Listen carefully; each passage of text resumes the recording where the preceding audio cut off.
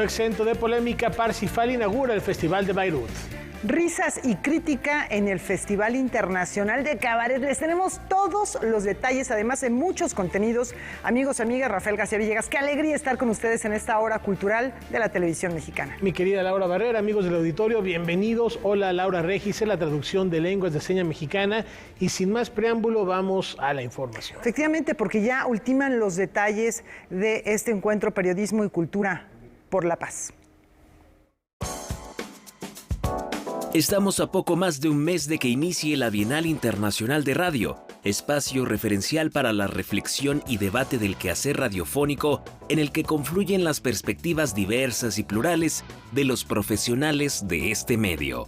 Por primera vez en sus más de 20 años de existencia, el encuentro se llevará a cabo en el estado de Tlaxcala. Se ha consolidado como uno de los escenarios para la radiodifusión, no solo de México, sino de toda Iberoamérica. Para su 14ª edición, la Bienal tendrá por tema Periodismo y Cultura para la Paz. Lo más importante es abrir la discusión y recordar que detrás del periodismo también hay un compromiso y una responsabilidad social que debiéramos cumplir todos los días. Parte sustancial de la Bienal es el concurso internacional de producciones radiofónicas que en esta ocasión consiguió la segunda mayor recepción de trabajos de su historia. A pesar de solo haberlo restringido para 2 meses el llamado a la convocatoria, recibimos más de 680 programas.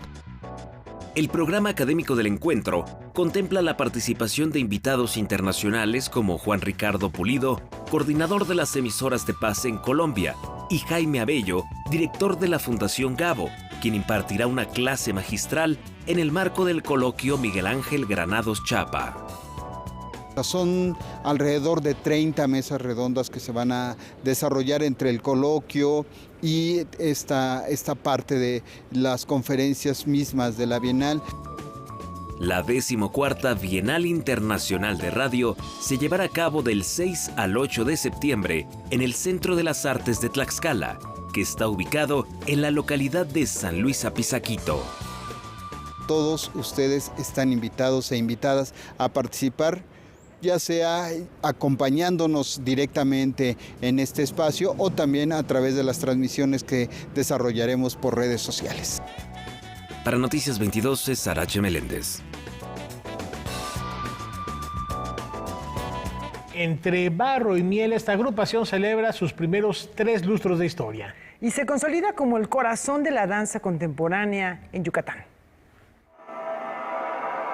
Hace 15 años, la coreógrafa y bailarina regiomontana Lourdes Luna decidió fundar en Mérida la compañía Crécida Danza Contemporánea, la cual es el centro de un proyecto de 3 ejes que también contempla la formación y la difusión. A la par de esto, se fundó el Conservatorio de Danza de Yucatán, que es nuestro centro de trabajo como proyecto de formación y donde trabaja la compañía, es la casa de la compañía. Y también a la par fundamos el Festival Yucatán Escénica, que es un festival de carácter internacional que recibe a propuestas diversas, ¿no? Entonces, decidimos de una vez proyectar como estos 3 ejes para poder como compañía fortalecernos desde distintos frentes, ¿no? Lourdes Luna ha desarrollado en su carrera más de 70 trabajos coreográficos, de los cuales más de 25 han sido realizados dentro de Crécida Danza Contemporánea. El equipo de hoy, que celebra conmigo y celebramos juntos el aniversario, bailarines, somos 7 bailarines, 9 en total con gente, aprendices y bailarines suplentes. Pero el equipo general de Crécida como empresa cultural, como compañía y como escuela, pues somos alrededor de 23 personas que trabajamos en diferentes áreas. Como parte de su 15 aniversario, la compañía Crécida Danza Contemporánea presentará De Barro y Miel en la sala principal del Palacio de Bellas Artes este jueves 3 de agosto a las 20 horas. Con evocaciones de la cultura maya, De Barro y Miel cuenta con la composición musical de Diego Cano y el diseño de iluminación de Cristian Rivero. La concepción visual y videomapping son de Rebeca Sánchez e Irene Gallegos. Barro y Miel es la tercera pieza que hago, de la tercera pieza de esta trilogía, que se crea en función de esto, en donde con mucho respeto y mucho amor tratamos de plasmar esta magia, esta poética, este misticismo y este respeto y cariño de la gente, de la gente de la tierra, la gente que trabaja en la tierra, la gente de las comunidades. Todo lo que tiene que hacer en términos de movilidad, ¿no? En términos de desarrollo, crecimiento, trabajo. Noticias 22, Víctor Gaspar. A ver qué piensan de esto. ¿Será que se puede encontrar placer y estética dentro de aburridos procesos de oficina? Vamos a saberlo mientras gritamos ¡viva el papeleo! No me dejará mentir. En la vida contemporánea de las grandes urbes como la Ciudad de México, existen pocas cosas tan irritantes, tediosas y frustrantes como los largos e interminables procedimientos burocráticos, que si bien son necesarios, resultan ser todo menos una experiencia gozosa y divertida. Dicho de otra forma, si de nosotros dependiera, evitaríamos la burocracia a toda costa. En el Museo Jumex, la artista de origen argentino Amalia Pica nos propone darle una vuelta de tuerca lúdica a estos procesos engorrosos con la exposición participativa Que viva el papeleo. A ella le interesa explorar la forma del juego y también la participación del público en sus piezas es muy importante. El gran atractivo de la exhibición es la instalación Obstáculo Burocrático, un laberinto kafkiano hecho con paneles de oficina y miles de fragmentos de papel triturado provenientes del archivo muerto del propio museo. Esta es una pieza que es interactiva y que el público tiene un rol activo en la exposición, al igual que los guardias de seguridad del Museo Jumex. En este caso, ella le da un rol al guardia de seguridad como custodio del laberinto. Para poder ingresar al laberinto, los visitantes deberán lidiar con la personalidad voluble y caprichosa de un guardia que encarna de forma paródica las trabas de todo procedimiento burocrático. El público se acerca, el guardia le otorga un cuestionario, es un cuestionario de nuevo absurdo, con preguntas que no tienen sentido o una sola respuesta o las respuestas no corresponden a la pregunta, y lo que sucede es que dependiendo del humor de guardia de seguridad te deja entrar o no, o te pide que hagas otro cuestionario. La muestra incluye la pieza interactiva Cuentas Claras, donde el público hace constar su presencia en el museo mediante decenas de contadores manuales que suelen emplear los guardias de seguridad del lugar, así como una selección de piezas de la serie escultórica Pisapapeles. Es una serie de esculturas en bronce en donde lo que ella hace es mezclar la vida doméstica con la vida de oficina. La exposición Amalia Pica, Que viva el papeleo, podrá visitarse hasta el 8 de octubre en la Galería 1 del Museo Jumex. Para Noticias 22, César H. Meléndez.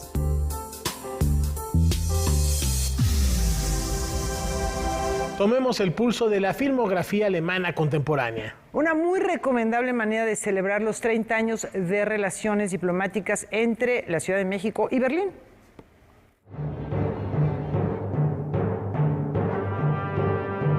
Con la versión restaurada de la película Berlín, Sinfonía de una gran ciudad, se inaugura la 22 edición de la Semana de Cine Alemán, que tendrá su función inaugural el 9 de agosto en el Teatro de la Ciudad Esperanza Iris. Esta película será musicalizada en vivo por la cantante y compositora mexicana Jimena Sariñana.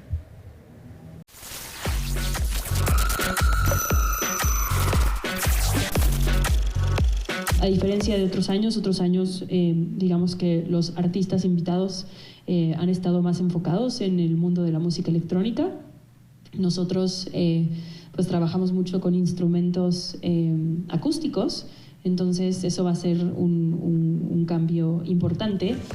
Este encuentro cinematográfico también celebra el 30 aniversario de la hermandad entre la Ciudad de México y Berlín. Dos metrópolis multiculturales que son tan distintas como similares entre sí, cuyas identidades existen unidas por la manifestación, acción y expresión de su energía que las distingue como las principales capitales del mundo. El programa de este año está conformado por 27 películas que incluyen documental, ficción y animación, además de una retrospectiva dedicada a Peter Nestle, considerado un visionario del cine alemán. Lo que estamos tratando también de encontrar son estas hermandades. Esta retrospectiva la hicimos en una hermandad con el Festival Punto de Vista. Es un festival de España que armó una retrospectiva de este director alemán y estamos proyectando una muestra de esta retrospectiva en colaboración con este festival. Además, parte de la programación de la Semana de Cine Alemán se podrá ver de forma gratuita en la página del Instituto Goethe. Basta con hacer un breve registro para tener acceso a este material. Noticias 22, Julio López. La música es un vehículo que transporta esencia y cultura. En esta ocasión del Ecuador a nuestra tierra. Fiesta Mestiza es una agrupación originaria del Ecuador que profundiza en las historias y costumbres de su pueblo para recrearlas a través de la música y la danza. Con más de 2 décadas de trabajo en las comunidades indígenas, la iniciativa busca difundir y exponer su investigación para evitar que desaparezcan sus tradiciones. Por ese motivo, comparte con el público mexicano una serie de actividades.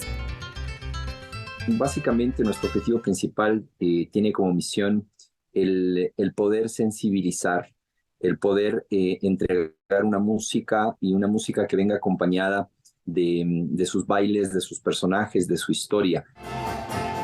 Una exposición, un taller de los instrumentos de vientos andinos más antiguos y representativos de la sierra ecuatoriana y una muestra dancística y sonora con trajes típicos del Ecuador son parte de las actividades que Fiesta Mestiza realiza en México.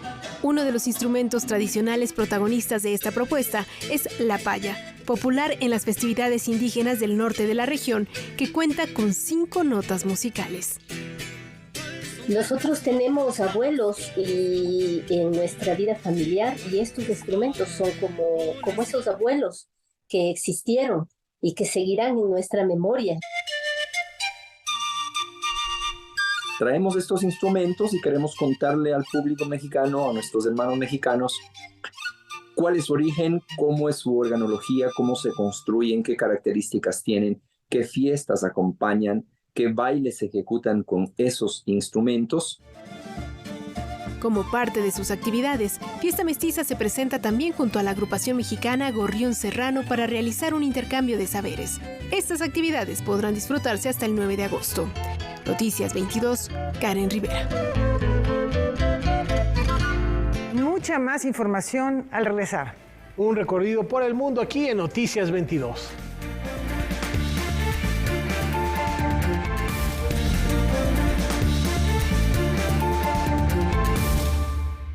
La vida nos pone en diferentes sitios, pero nada nos detiene. Iremos tan cerca o tan lejos como sea necesario para llegar. No importan los obstáculos que haya que enfrentar, eso nos hace más fuertes. Somos un equipo y nada puede detener lo que podemos hacer juntos. Trabajamos con nuestros corazones por una sola causa, tu tranquilidad y la del pueblo de México. Ejército y Fuerza Aérea Mexicanos, la gran fuerza de México. Gobierno de México.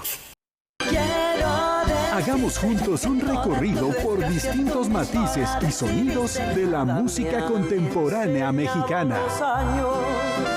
Gracias a la vida que me ha dado tanto. Quiero sangrar gota a gota el veneno de su amor. Ven acá, conducido por Eugenia León, una coproducción de Canal 11 y Canal 22, domingos 21 horas.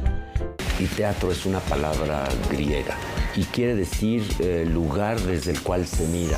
A 30 años del Sistema de Apoyos a la Creación y Proyectos Culturales. Y como dice Diderot, si la actuación es un arte, el arte exige. En el fondo somos así. 2002-2003. Luis de Tavira. Que el teatro solo es realización colectiva. Jueves, 17:30 horas. Pero el teatro nos ofrece algo más, al teatro mismo. Disfruta de Noches Emplumadas en el único programa de radio hecho para la televisión. De la mano de Fernando Rivera Calderón, acompañado de Vilma y los músicos del Titanic, además de grandes invitados. Qué gusto tenerlos aquí, cuánto amor, cuánta magia destila. Me canso ganso. Nuevos episodios, jueves 21 a 30 horas. Por Canal 22, la cultura se ve en todas partes.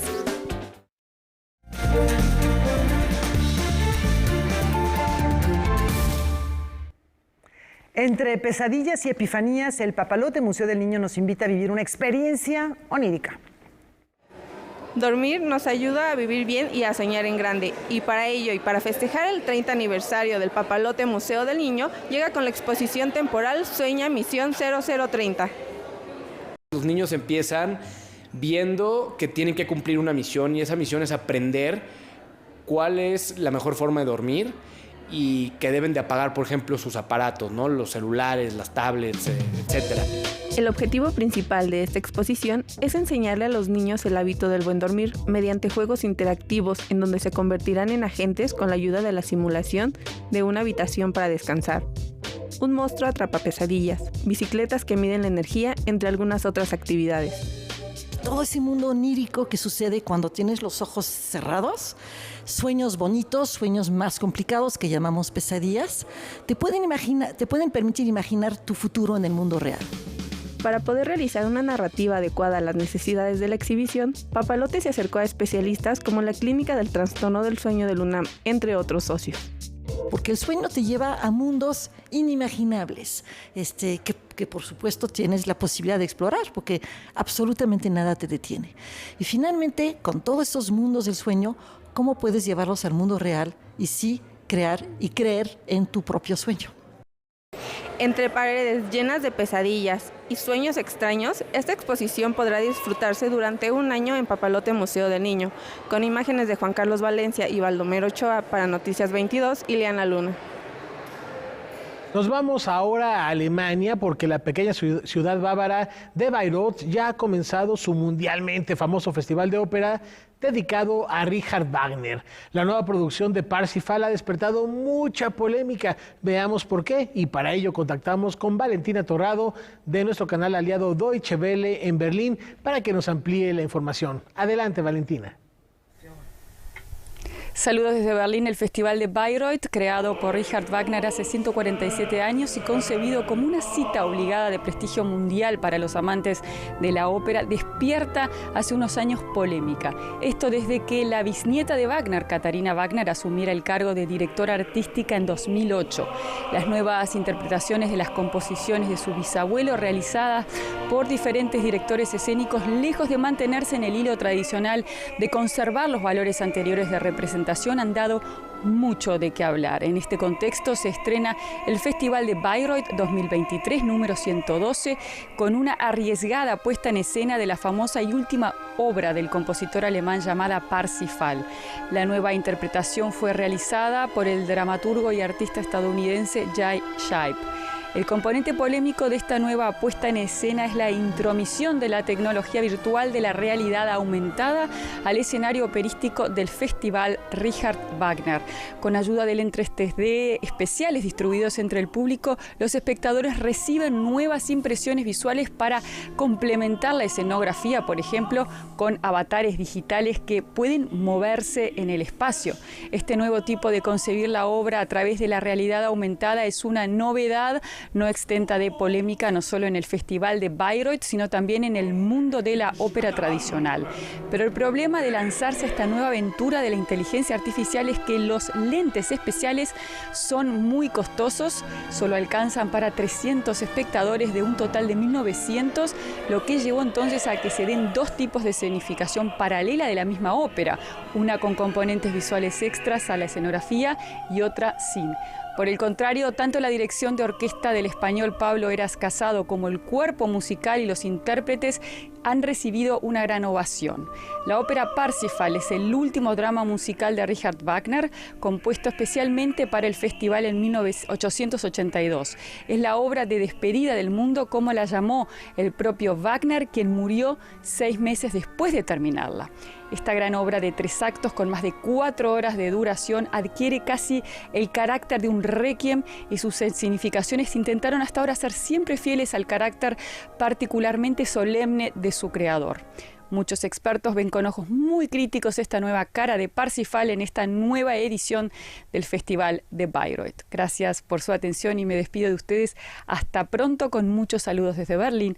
Valentina Torrado, de DW.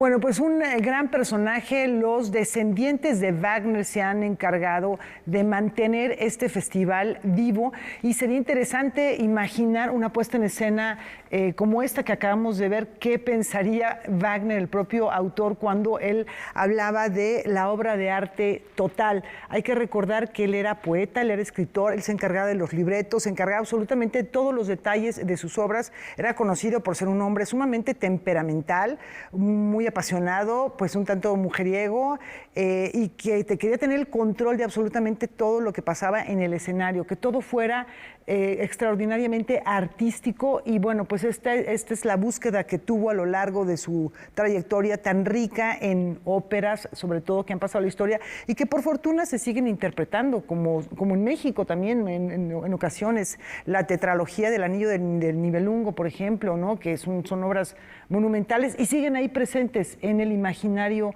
de la música. Un hombre revolucionario en toda la extensión de la palabra, que empezó a componer ya tardía edad, y a los 34 años es su primera obra, porque estaba oyendo no solo de acreedores, sino también de persecuciones políticas y sociales.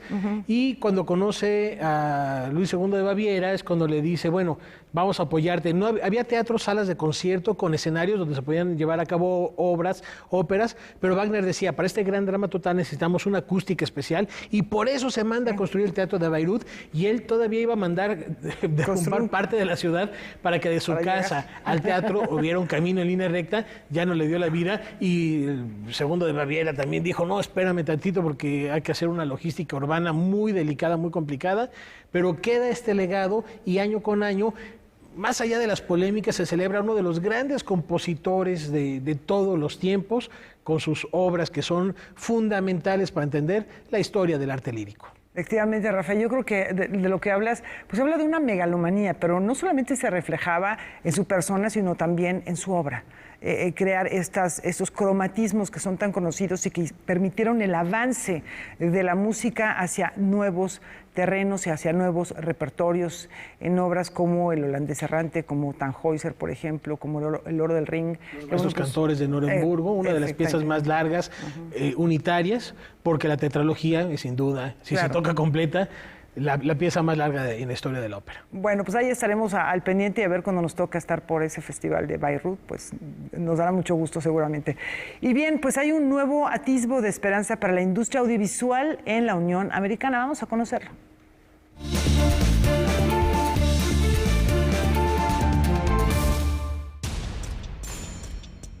Después de 3 meses de que miles de escritores sindicalizados de cine y televisión de Hollywood se fueran a huelga, argumentando bajas regalías y la invasión de las inteligencias artificiales en las producciones, se ve una pequeña luz al final del túnel.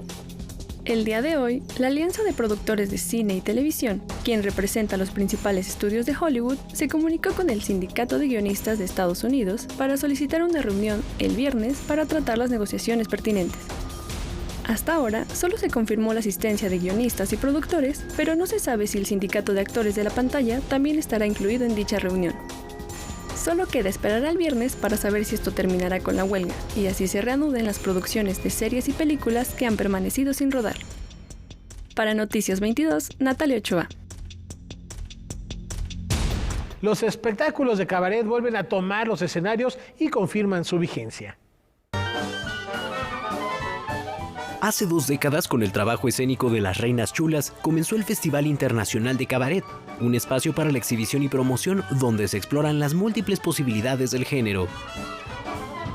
La necesidad de generar este encuentro tuvo que ver con que en ese momento el género teatral, el teatro cabaret, no era un género tan conocido, no era un movimiento tan fuerte como el que tenemos ahora. Desde entonces el festival ha adquirido volumen y con el paso del tiempo ha reunido las mejores propuestas del cabaret. Este año no será la excepción. En su 20ª entrega se presentarán 44 espectáculos repartidos en la Ciudad de México, Tijuana y Oaxaca capital. Tenemos un poco de todo, tenemos burlesque, tenemos cabaret político, tenemos conciertos, tenemos stand-up, tenemos cabaret más feminista, tenemos dragas, tenemos un montón de oferta infantil y además tenemos algunas propuestas académicas también aquí en la Ciudad de México, Oaxaca y Tijuana. Tenemos 3 tertulias y tenemos 2 talleres como parte de la oferta académica del festival. Todas las actividades académicas son gratuitas y se requiere que quienes deseen asistir se registren mandando un correo a lasreinaschulasac@gmail.com. El programa completo del 20º Festival Internacional de Cabaret, a desarrollarse del 3 al 26 de agosto, ya se puede consultar en línea.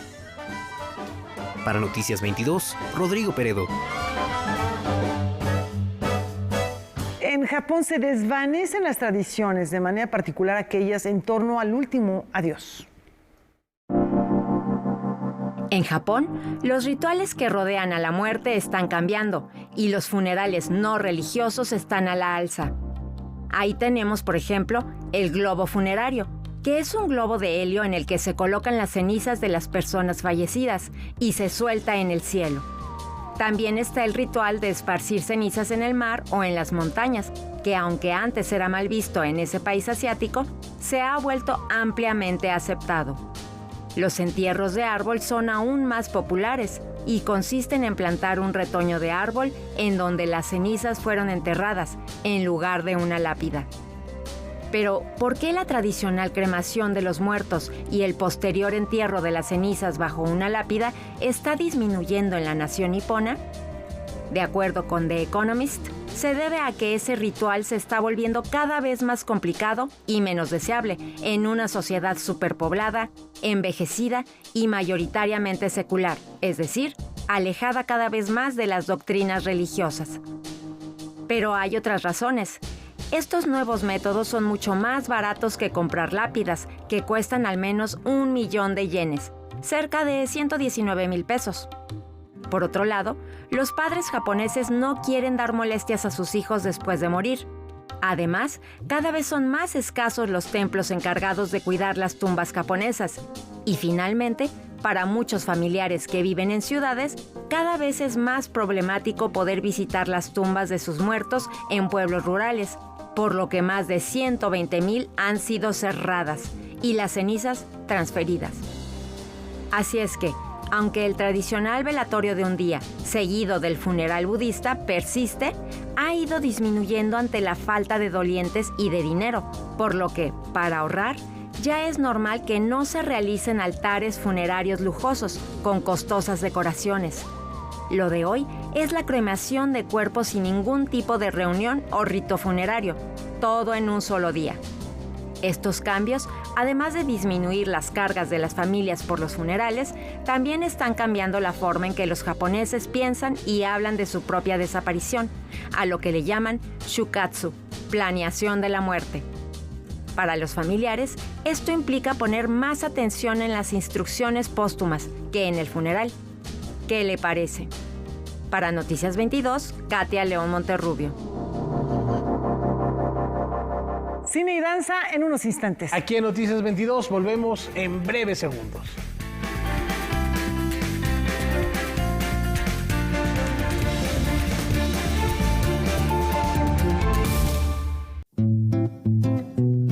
Una de las características que debe de tener un maestro, querer compartir y aprender también.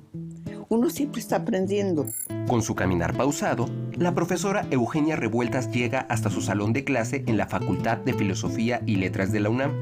Así lo ha hecho desde hace más de medio siglo. Eugenia Revueltas comenzó a dar clase en abril de 1969, en un momento de muchas revoluciones. 9 meses después de estallar el movimiento estudiantil del 68 y 3 meses antes de que el hombre llegara a la luna. Entré a la Facultad de Filosofía como alumna de Letras en 1964 y en 1969 mi maestro Sergio Fernández, con los que llevaba yo Siglo de Oro, me dio la oportunidad a ocupar su puesto mientras estaba en el año sabático.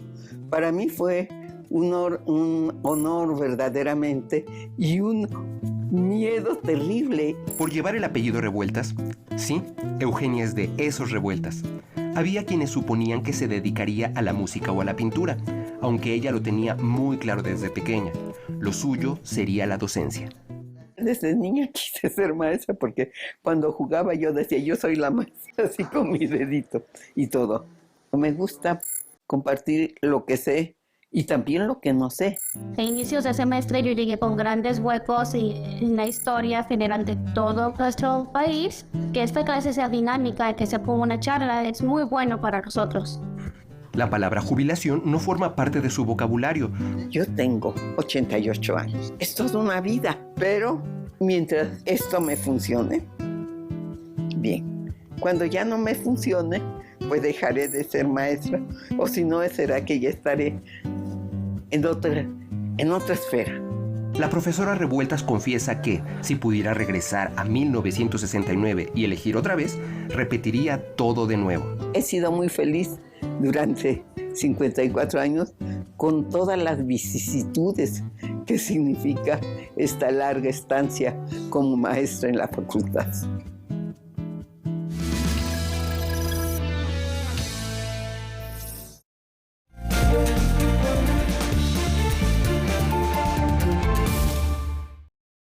¿Qué mejor manera de aproximarnos a la ciencia que conociendo la vida y pasiones de quienes la hacen posible? Con el propósito de dar a conocer la historia de grandes especialistas en distintos campos, quienes han creado y desarrollado ciencia de muy alto nivel en nuestro país, el doctor Héctor Mayani se dio a la tarea de contactar a 36 científicos para presentarlos a través del libro Ciencia y Vida. Lo que busca es que los propios científicos hablen de su vida, tanto de su vida personal como de su vida profesional. Uno de los objetivos del libro es romper con los estereotipos que alejan principalmente a las nuevas generaciones de la ciencia. Pues que sepan realmente cómo son las y los científicos, que nos platiquen un poquito de cómo es que iniciaron en el campo de la investigación, cómo es que nació en ellos el deseo por dedicarse a la ciencia, cómo es que fueron creciendo desde el punto de vista académico, quiénes influyeron en ellas y en ellos. Además de mostrar el lado humano, los protagonistas reflexionan también sobre el futuro y los riesgos que enfrenta la humanidad. Nos hablan un poquito sobre su visión del mundo. ¿Cómo ven al mundo actual? ¿Qué riesgos, qué peligros pueden ver? ¿Y qué creen que se necesita de aquí en adelante para que la humanidad pues salga bien librada de algunas situaciones complicadas en las que nos encontramos hoy en día? Esta publicación, editada por Paralelo 21, es compilado por Héctor Mayani y se encuentra disponible en formato digital y físico. Ojalá que este libro ayude a inspirar a muchos jóvenes, chicas y chicos, para que se introduzcan en el mundo de la ciencia. Noticias 22, Óscar Cortés. Es momento de echar un vistazo al acervo de Canal 22. Veamos qué se encontró esta semana nuestro compañero José Antonio Hernández.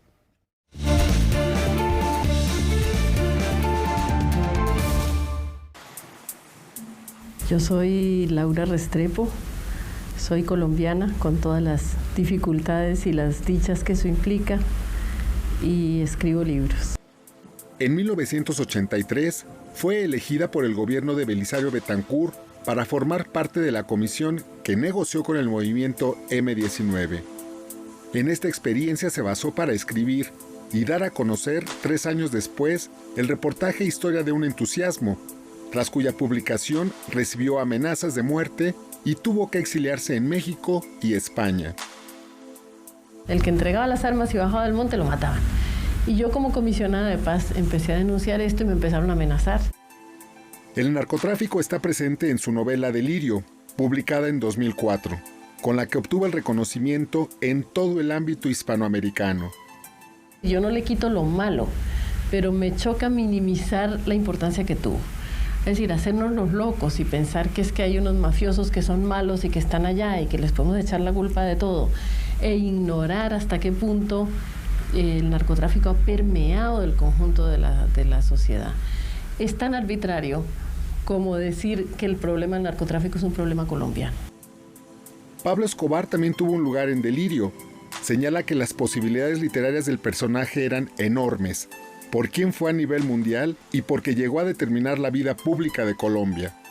A mí me gustaba decir, aquí está este hombre, aquí está, y cada vez que habla, la sociedad tiembla, y cada vez que da la orden, yo le puse, en general las pocas frases que pongo en boca de él son efectivamente suyas. Laura Restrepo presentó en la FIL de Guadalajara 2022 su más reciente novela, Canción de Antiguos Amantes. Noticias 22, José Antonio Hernández.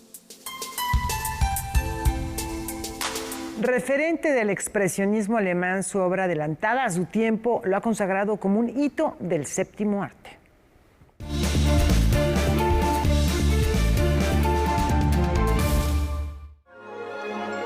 Maestro del séptimo arte y con una visión futurista muy avanzada para su tiempo, plasmada en su monumental creación Metrópolis, Fritz Lang ha dejado un legado con sus obras, las cuales continúan siendo un referente para muchas producciones contemporáneas.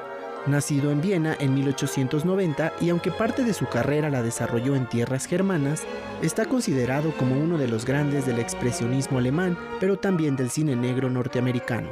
Creador de más de 30 películas, Lang debutó como director en 1919 con La Mestiza, rodada en 5 días, y tuvo su primer éxito en 1921 con la cinta Las Tres Luces. En su etapa como director en Estados Unidos, destacan cintas como La Furia, La Venganza de Frank James o Los Sobornados, entre otras, producciones que fueron admiradas por creadores y artistas. Fritz Lang falleció en Los Ángeles el 2 de agosto de 1976. Noticias 22, Alfonso Popoca.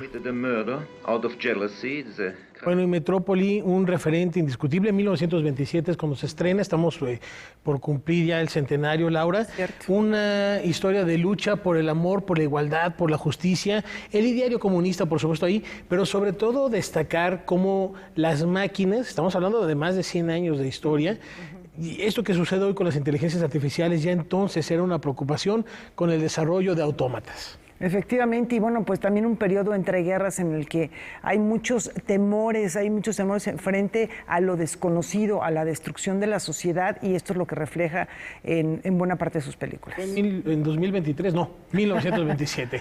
Cambiamos de tema porque nuestros peores temores abren un portal ahora a través de las pantallas cinematográficas para conquistar nuestras pesadillas. 110 películas conforman el festín cinematográfico que nos tiene preparado la 22ª edición del Festival Macabro, que como es tradición tendrá su inauguración en el Teatro de la Ciudad, Esperanza Iris.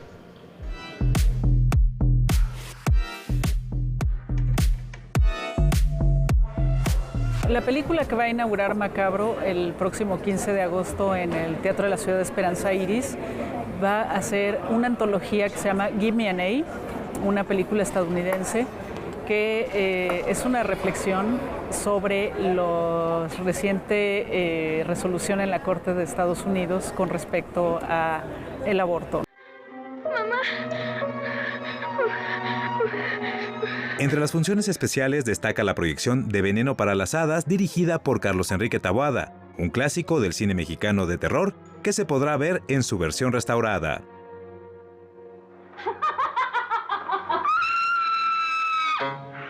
Va a tener una función en el Museo Panteón de San Fernando, entonces la verdad es que también la experiencia es bastante interesante y bueno, le da por supuesto todo el tinte macabro al evento. La lucha libre y la ciencia ficción se hacen presentes con la película Las Mujeres Panteras, del director René Cardona.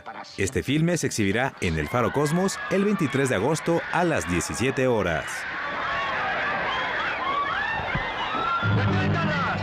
Una función que se hace en colaboración con el Archivo Permanencia Voluntaria, con quien, bueno, ya hemos trabajado en muchas ocasiones haciendo funciones especiales, rescatando pues este cine popular mexicano. La fiesta pagana del verano regresa inspirada en los grandes filmes de horror folk, como The Witcher Man, que celebra 50 años de haberse mostrado por primera vez.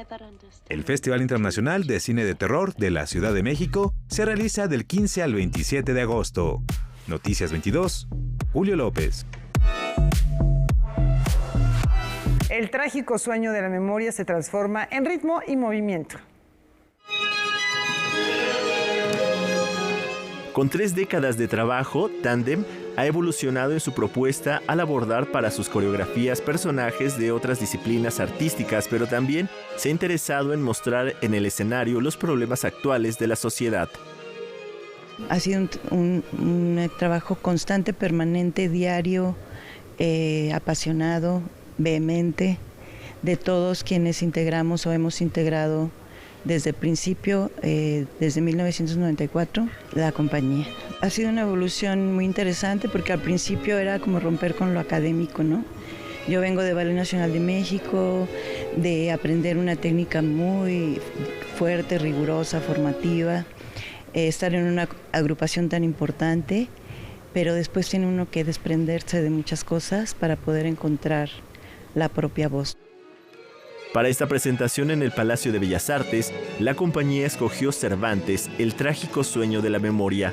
Esta coreografía, estrenada en el 2016, apela a la transformación del ser humano a través del personaje creado por Miguel de Cervantes Saavedra. Fue creada a partir de las posibilidades, incluso hay escenas que están hechas especialmente para este espacio.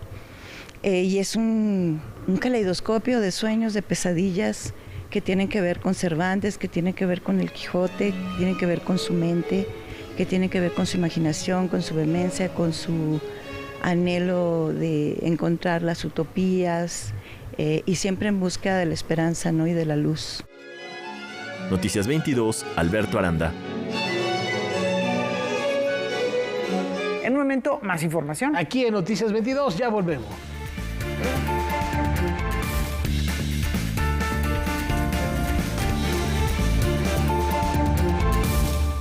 ¿Qué pasaría si pierdo mi INE? Pues prácticamente perdería el derecho al voto. No existiría mi identidad. Perdería el derecho a la democracia. No podría hacer valer mi opinión. Sin mi INE no podría hacer nada porque me la piden en todos lados para todos los trámites. Si perdiste tu credencial o perdió vigencia, acude al módulo y actualízala. Haz tu cita en INETEL 804-33-2000 o en INE.mx. Mi INE es valioso porque me identifica y nos une.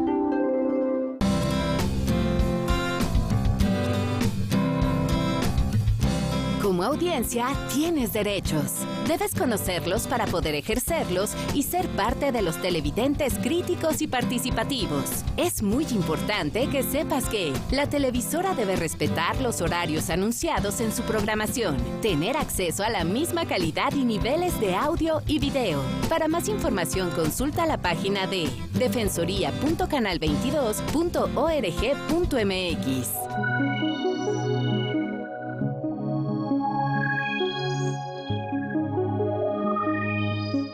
Si le echo el guante a un asesino, me importa un cuerno si se cree una rata, un santo o un hombre de cierta clase.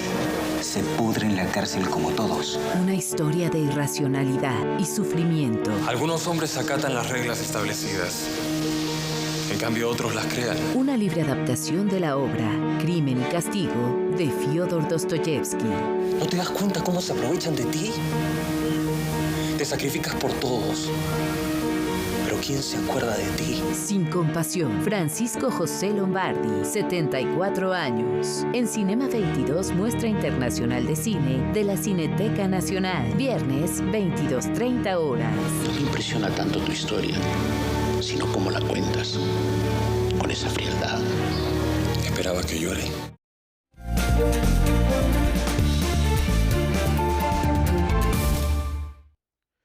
Este rompecabezas gráfico nos invita a explorar las distintas facetas de un creador que supo transitar entre sus dos pasiones, el cine y la plástica. Recordado por cintas como Mariana Mariana, Tívoli, Cuartelazo y El Rincón de las Vírgenes, a Alberto Isaac no se le había visto de una manera íntegra, ya que, además de cineasta, fue caricaturista, pintor y ceramista. Para comenzar a estudiar su producción es que Alberto Argüello realizó el libro Alberto Isaac, el fluir de la imagen en la práctica artística transmedial. La idea es precisamente mostrar todas las vetas de producción de Alberto Isaac, digamos una especie de Alberto Isaac desconocido, el Alberto Isaac desconocido, y mostrarlo como un productor prolífico, porque lo fue, también un productor de gran calidad, pero que no se ha armado ese rompecabezas, o sea, estaban separadas las piezas. El machismo, el empoderamiento de las mujeres, el dedazo en las elecciones y la corrupción son algunos de los temas que se encuentran en su obra plástica, las cuales muestra a través de un humor muy particular.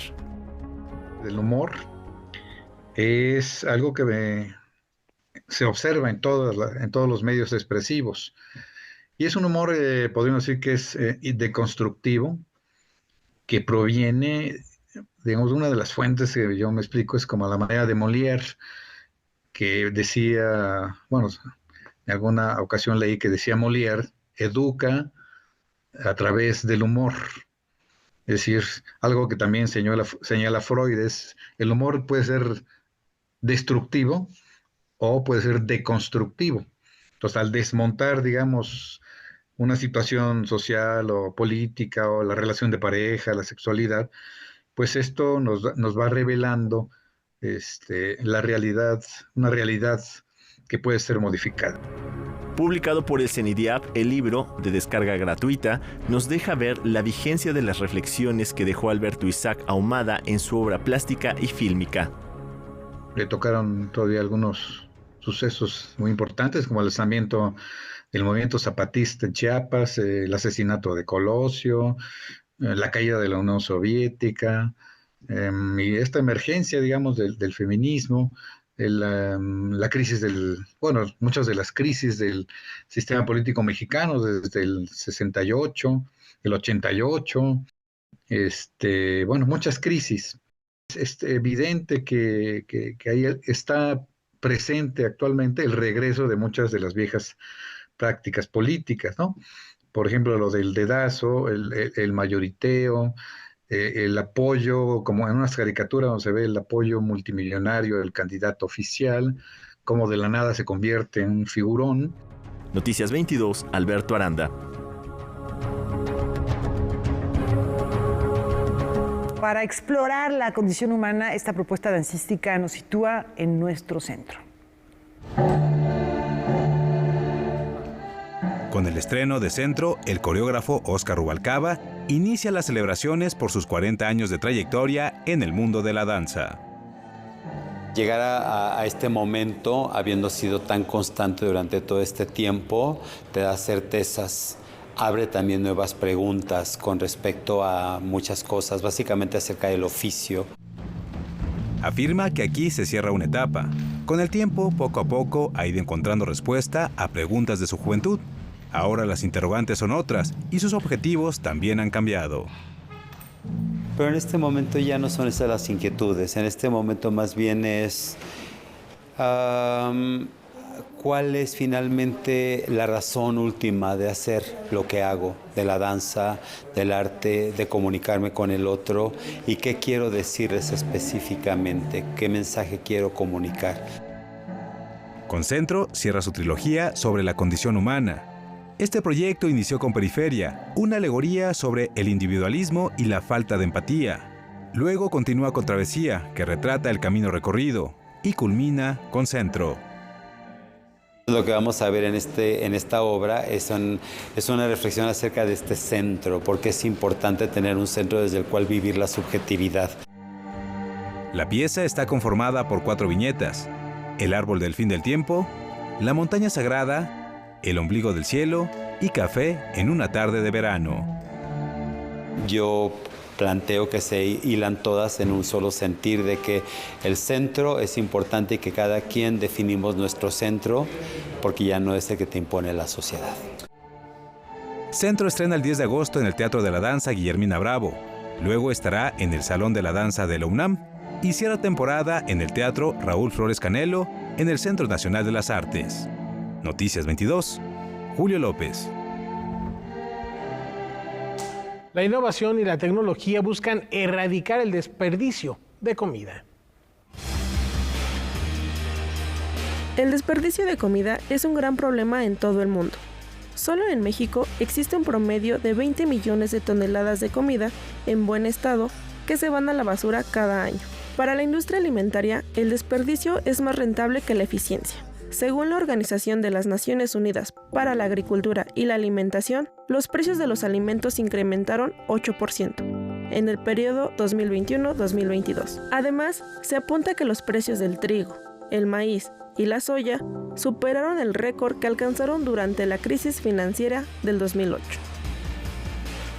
Sin embargo, para ayudar a mitigar este problema, se han creado aplicaciones móviles para eliminar el desperdicio de comida en restaurantes y comercios locales, ofreciendo a los usuarios productos de sus restaurantes favoritos a un tercio del precio original, pues los establecimientos de comida ofrecen paquetes en buen estado que, de no venderse al final del día, son considerados merma. El restaurante arma paquetes de acuerdo con su inventario del día, y así el usuario adquiere sus alimentos en 4 sencillos pasos. 1. Al abrir la aplicación, verá los restaurantes que tienen paquetes de comida para ser rescatados. Verá su valor original, así como el precio con descuento a pagar por ellos. 2. Se elige el paquete y se genera la reserva. Se puede pagar con tarjeta, por medio de la aplicación o en efectivo al recoger el pedido. 3. El usuario se dirige al local en el horario indicado y recoge el pedido mostrando su reserva. 4. Al recoger el paquete, se desliza el botón de recolección para indicar que el pedido se completó. Gracias a estas nuevas tecnologías, el desperdicio de comida disminuye poco a poco, así como el CO2 que se produce al descomponerse, perjudicando al medio ambiente. Para Noticias 22, Ariadna Campos Rojas. China abre el debate y busca poner ejemplo. ¿Tecnologías móviles desde qué edad?